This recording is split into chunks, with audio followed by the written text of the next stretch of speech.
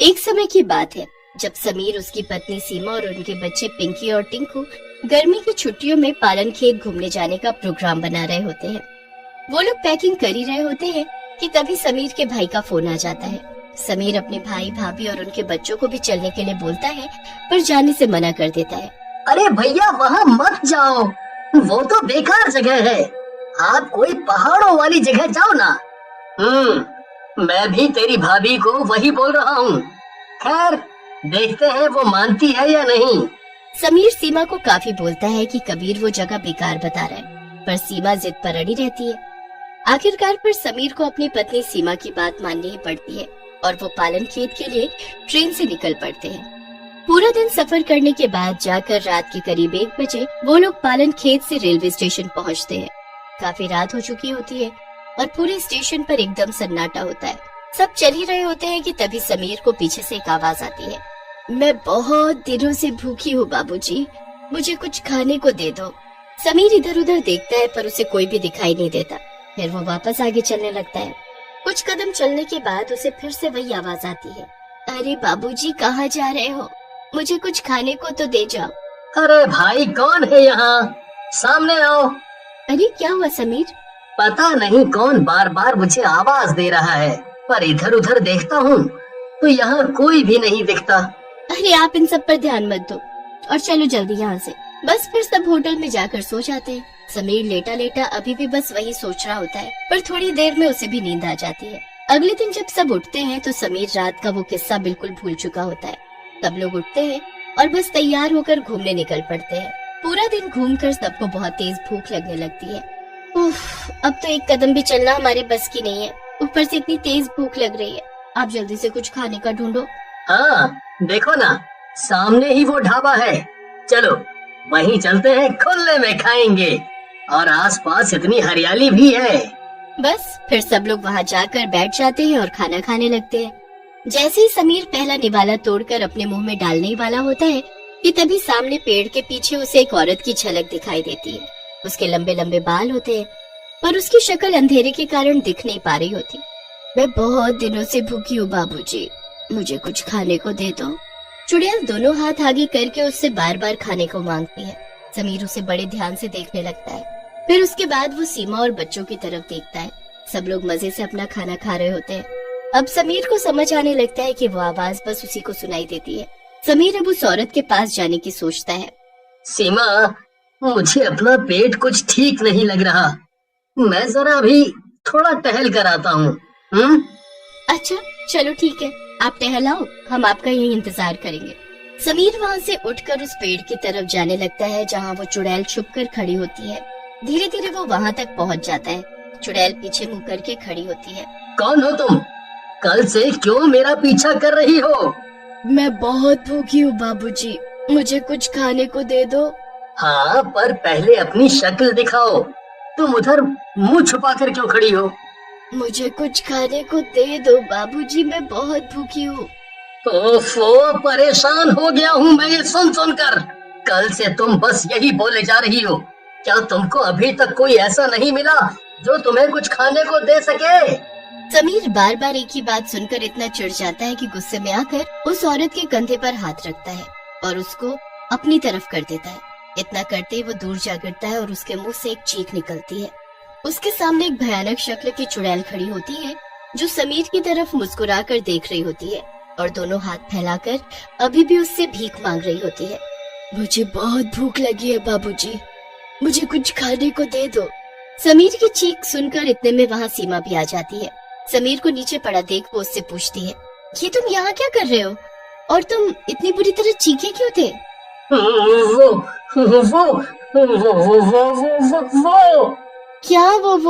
क्या हुआ तुमको? समीर सीमा की तरफ देख रहा होता है और उस चुड़ैल भिखारन की तरफ इशारा कर रहा होता है। सीमा बार बार उससे पूछती है कि वो क्या दिखाना चाह रहा है। फिर समीर खुद चुड़ैल की तरफ देखता है तो वहाँ तो कोई भी नहीं होता। अरे वो कहाँ गायब हो गई? कौन कौन गायब हो गई? क्या बोले जा रहे हो आप? आपकी तबीयत ठीक नहीं है क्या? हाँ शायद। चलो हम घर चलते हैं। सब लोग होटल वापस आ जाते हैं। सीमा और बच्चे तो थक कर चूर हो चुके होते हैं और बिस्तर पर लेटते ही उनको गहरी नींद आ जाती है। पर समीर अभी भी उस चुड़ैल को नहीं भूल पा रहा होता। आखिर वो चुड़ैल भिखारन मेरे पीछे क्यों पड़ गई है? मैं जब से शहर में आया हूँ तब से वो बस मुझे ही सुनाई दे रही है और मुझे ही दिखाई दे रही है। आखिर इसके पीछे राज क्या है? खैर, जो भी हो मुझे क्या, हम तो कल यहाँ से चले जाएंगे और वो चुड़ैल यही रह जाएगी। यही सोचकर समीर बेफिक्र होकर सो जाता है और अगले दिन अपनी बीवी बच्चों के साथ घर के लिए निकल पड़ता है। पहले वो लोग होटल से रेलवे स्टेशन तक की टैक्सी करते हैं। रात के करीब 11 बजे होते हैं और रास्ते में बिल्कुल अंधेरा होता है। टैक्सी चलते चलते अचानक एक सुनसान जगह रुक जाती है। टैक्सी ड्राइवर टैक्सी चेक करता है तो उसे समझ ही नहीं आता कि टैक्सी में क्या गड़बड़ हुई है। अरे भाई साहब, आपको यहाँ से दूसरी टैक्सी लेनी होगी, ये टैक्सी तो खराब हो गई है। अरे अब हम इतनी रात में कैसे जाएंगे? हमारी 1 बजे की ट्रेन है। हाँ, मैं समझ सकता हूँ, पर जो है आपके सामने है, मैं भी क्या कर सकता हूँ। उसे फिर से वो चुड़ैल भिखारन की आवाज आती है। समीर मुंडी घुमाकर देखता है तो वो वहीं सड़क के पार खड़ी होती है, जो हाथ फैलाकर अभी भी समीर से भीख मांग रही होती है। मुझे बहुत भूख लगी है बाबूजी, कुछ खाने को दे दो ना, मैं तुम्हें ऐसे यहाँ से नहीं जाने दूंगी। समीर अपना सर पकड़कर रोने लगता है। सीमा उसे देखकर परेशान हो जाती है। वो चुड़ैल भिखारन। कौन चुड़ैल भिखारन? कहाँ है? वो सड़क के उस पार देखो, वो खड़ी। वहाँ तो कोई भी नहीं है। क्या तुमको वो दिखाई नहीं दे रही? अरे जब वहाँ कोई होगा तभी तो दिखाई देगा। चलो वापस होटल चलते हैं। अरे पर हमारी ट्रेन? वो मैं देख लूंगा, हम ऐसे यहाँ से नहीं जा पाएंगे। अभी होटल चलते हैं बस। समीर वापस होटल चला जाता है और सबके सोने के बाद वो अकेला उस चुड़ैल भिखारन की तलाश में निकल पड़ता है। वो हर जगह उसे ढूंढने लगता है पर अब वो उसे कहीं भी दिखाई नहीं देती है। समीर थक कर एक पेड़ के नीचे बैठ जाता है कि तभी अचानक चुड़ैल उसके सामने पेड़ पर उड़ती लटकी हुई आ जाती है। समीर बिल्कुल डर जाता है। फिर चुड़ैल वहाँ से गायब हो जाती है और थोड़ी दूर पर दिखने लगती है। समीर उसे आवाज देता है पर चुड़ैल उसकी तरफ देखकर आगे जाने लगती है। अरे कहाँ जा रही हो? रुको, मुझे ये बताओ कि तुम मुझे क्यों परेशान कर रही हो और क्यों वापस नहीं जाने दे रही? चुड़ैल हंसते हुए आगे बढ़ती है। समीर उसके पीछे पीछे जाने लगता है। समीर उसे बहुत रोकता है पर वो नहीं रुकती। चलते चलते चुड़ैल एक जगह आकर रुक जाती है। वहाँ एक घर होता है जो बिल्कुल खंडहर बन चुका होता है। चुड़ैल उस घर का दरवाजा खोलती है और उसके अंदर चली जाती है। समीर भी उसके पीछे पीछे घर के अंदर चला जाता है। वहाँ चुड़ैल एक कमरे में चली जाती है। समीर भी उसके पीछे जाता है तो उस कमरे में एक कंकाल पड़ा होता है। उसको देखकर समीर के एकदम होश उड़ जाते हैं। उस कमरे में एक फोटो लगी होती है जिसमें बिल्कुल हूबहू उसके जैसी शक्ल का आदमी होता है और उसके साथ एक औरत खड़ी होती है। अब आया कुछ याद? ये तो कबीर की फोटो है। ये यहाँ कैसे? और ये औरत कौन है? ये मैं हूँ और ये तुम्हारा भाई।